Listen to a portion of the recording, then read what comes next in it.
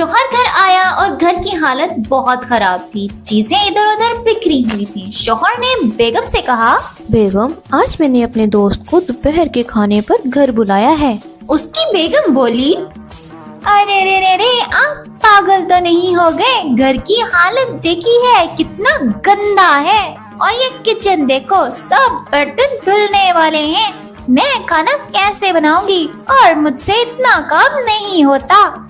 शौहर मुस्कुराते हुए बोला, यही दिखाने के लिए तो उसे बुला रहा हूँ। मेरा दोस्त बेचारा शादी करने का सोच रहा है, तो मैंने सोचा क्यों ना उसे आफ्टर मैरिज की एक झलक दिखला दूं।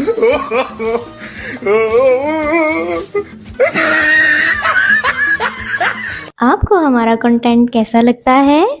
जैसा भी लगता है कमेंट में फीडबैक जरूर शेयर कीजिए। और हाँ, लाइक, शेयर, सब्सक्राइब करना मत भूलिएगा।